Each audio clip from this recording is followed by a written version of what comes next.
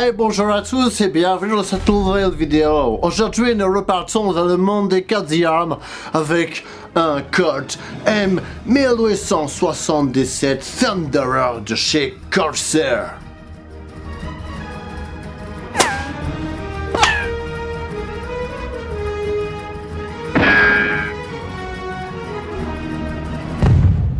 Bon, je vais arrêter cet accent ridicule parce que sinon on va pas aller bien loin. Avant toute chose, je remercie Corsair qui me fait confiance une fois de plus. Ils ont pu me transmettre ce bébé en cadeau l'année dernière, mais je ne peux m'empêcher de vous partager mes impressions et mon analyse. Ainsi donc, petit historique, le Colt M1877 a plusieurs versions en fonction de son calibre. Le Rainmaker en 32 long Colt, le Lightning en 38 long Colt et le Thunderer ici présent en 41 long Colt. Le Colt 1877 a été créé par un des inventeurs du Colt Single Action Army, William Mason. J'ai déjà pu présenter cette réplique de chez Corsair, vous pourrez retrouver le lien en description si vous voulez faire un petit comparatif. Bon allez, je suis gentil, elle est là. Ouais, j'utilise jamais les fiches d'habitude, désolé. Il y a eu plusieurs finitions de cette arme en version chromée ou en version bronzée avec des couleurs dessus. On retrouve également différentes tailles de canon et on avait des versions avec ou sans tige d'éjection. Les appellations Lightning et Thunderer n'ont pas été mises en place par le créateur ni le fabricant,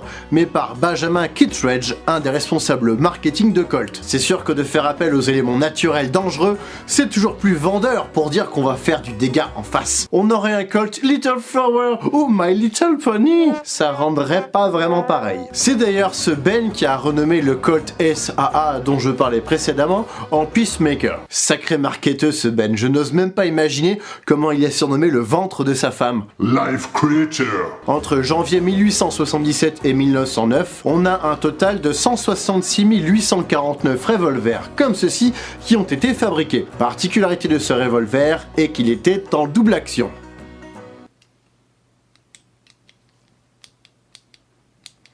Bon, ici ça marche pas, Corsair a pu communiquer là-dessus et assumer l'erreur pour éviter d'avoir un revolver à 300 balles. La technique du double action, ça coûte plus cher. C'est clairement une version dérivée du Colt SAA, les seules différences sont finalement la longueur et le bec qu'on a au-dessus de la poignée. La réplique est livrée dans une jolie boîte imitation bois que je n'ai pas gardée pour vous la remontrer hélas. Cependant, je vous invite à voir l'unboxing de mon confrère espagnol Tropa Goripa qui a reçu une autre version de ce revolver. Au niveau du prix, on en a un par version allant de 110 € à 140 en fonction de la finition du métal et du matériau de la crosse. La version que j'ai ici avec une crosse imitation nacre et une finition laiton et la plus chère. Bien évidemment, je vais pas vous montrer de la merde non plus, hein. C'est pas pour rien que je mange des pâtes depuis des années, c'est pour vous montrer des trucs beaux. Et on a en tout 20 versions. Si vous en voulez une en particulier que vous ne trouvez pas sur les sites revendeurs, je ne peux que vous conseiller de contacter Corsair en direct, ce sera plus simple. Dans les différentes versions, on a des plaquettes imitation bois, des plaquettes ivoire, des plaquettes noires, des plaquettes pearl, où j'ai l'impression que c'est de l'ivoire plus clair. C'est pour mieux y voir si c'est plus clair. Dans les finitions du métal, qui en Zamac, on a là aussi plusieurs choix. Laiton poli intégral, comme ici. Noir profond pour l'avant et laiton poli pour l'arrière. Métal AG intégral, noir intégral et chromé intégral. C'est pour ça qu'on a 20 versions disponibles, 5 finitions multipliées par 4 types de plaquettes. 4 x 5, ça fait 20. Et voilà, vous aurez appris plein de trucs dans cette vidéo. Remerciez-moi. C'est magnifique. Il n'y a pas d'autre mot, c'est magnifique. Tant de savoir rassemblé au même endroit. La réplique est fournie avec 6 fausses cartouches qui ont une forme particulière. On n'a pas de moulage d'ogive cette fois. Et à l'arrière, on a une amorce bien proéminente, qui a une certaine utilité.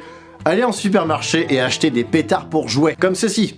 Ensuite, à coups de pince coupante, découpez chaque petit pétard et vous pourrez l'enfoncer sur l'amorce de la fausse cartouche. Et voilà, vous avez un accessoire de cinéma pour pas cher. Ainsi, vous pourrez faire comme mon ex, simuler pendant les moments chauds de l'action. Le chien a 3 positions. À l'abattu, semi-verrouillé et à l'armée. À l'abattu, vous ne pouvez rien faire, vu qu'il est en simple action. Le chien empêche le barillet de revolver. Bah oui, revolver vient de to revolve, donc notion de rotation. La Lune est un revolver de la Terre, même si naturellement la Terre est plate et pas la Lune, il paraît. En position semi-verrouillée, on peut ouvrir la trappe latérale, enfin ça on peut déjà le faire sans, et faire tourner le barillet. Ainsi on peut charger les petites amorces du commerce pour pouvoir faire du bruit. Et du coup, pouvoir évidemment insérer les cartouches. Et en position armée, naturellement on est prêt à tirer.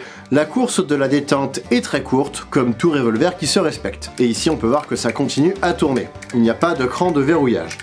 Est-ce que c'est fait exprès ou pas, j'en sais rien. Enfin, de toute façon, au moment où ça tourne, là il n'y a plus besoin de toucher au barillet normalement. Attention, lorsque vous êtes en position semi-armée, ce n'est pas une sécurité. Si vous appuyez sur la détente, ça partira quand même. Et ça fait paf. Pour enlever les fausses cartouches, on a un vrai extracteur pour aider. Si là ça ne sort pas, eh ben on va pouvoir appuyer sur le côté. Il est monté sur ressort comme le vrai. Il est sur le côté droit avec le levier qui est dessous finalement. Et il sert vraiment, parce que certaines cartouches peuvent avoir du mal à être extraites, vu qu'elles sont moulées d'un bloc. Et donc on peut avoir des petites aspérités sur le côté. Mais enfoncez-les bien dans l'emplacement, sinon l'amorce orange va bloquer la rotation, parce que ça dépassera trop. Quitte à mettre un petit coup de lime sur le bourrelet de la cartouche, et un peu de WD-40 pour lubrifier. On a deux marquages sur la réplique, qui sont tous les deux du côté gauche. Le logo de Colser, qu'on retrouve ici traditionnellement, ainsi que le Single Action Army .45 sur le canon à gauche. On a quelques carottes de moulage qu'on devine sur le côté droit et toutes les vis sont sur le côté gauche, sauf celle qui maintient l'extracteur qu'on retrouve ici sur le côté droit. Le chien a des striures sur le dessus pour une meilleure préhension. Et la crosse a une forme très particulière. Et je trouve qu'elle a une meilleure prise en main que le Colt SAA qui est lui plus fin. En tout cas pour mes grosses paluches. Petit avantage, on ne voit pas les amorces de l'extérieur du revolver. Donc si vous voulez jouer à la roulette russe avec votre mari ou votre femme pour savoir qui va faire la vaisselle, c'est parfait. Pas moyen de tricher en regardant les cartouches par l'avant du barillet. Ne jouez pas à ça. Ou alors c'est que vous êtes très con. Et franchement, heureusement que cette arme n'est pas une vraie quand on voit l'espace entre le barillet et le canon. Si on mettait une vraie cartouche dedans, la balle elle tomberait à 5 mètres. Et vous crameriez votre pote à côté avec tous les gaz qui seraient éjectés. Bon, moi et mes potes, je les crame autrement, ça sort par un autre côté mes gaz. Et puis de toute façon, le canon, il est bouché. Donc impossible de faire rentrer le moindre projectile de manière naturelle. Après, si vous voulez creuser à l'aide d'une perceuse à colonne, bah libre à vous. On a très peu de lignes de moulage, on en a une sur le chien, mais ça reste des pièces qui sont très propres. Le canon n'en a pas de visible, ou alors elle doit être cachée sous l'extracteur, et c'est vraiment appréciable pour le coup. Sur le poids, j'avoue que je suis impressionné. Pour une pièce en Zamac, on s'attend à un poids plume, comme chez Denix. Mais ici, on a un poids conséquent, 993 grammes, 1 kg quoi. Donc plus qu'à le mettre dans un holster et puis partir chercher de l'or dans le Grand Ouest. Non, pas chez les Bretons, restez chez vous les Parisiens. Non, puis en plus, il n'y a pas d'or chez nous. Mais des fois, on a du pétrole. Ça revient au même finalement. Voici ce qui conclut cette vidéo, j'espère qu'elle vous aura plu. Je remercie encore Colser de m'avoir envoyé ce joli petit cadeau. Et je vous invite à chercher sur le net les adresses que vous préférerez pour pouvoir vous procurer la version de votre choix. Et quant à moi, je vous rendrai prochainement pour de nouvelles vidéos. Salut! Ah, ça sent bon la poudre. Bon, l'inconvénient, c'est que la fumée sort de là. L'avantage, c'est qu'il y a de la fumée. Si je fais ça, ça sert à rien. Faut faire ça. Allez, salut!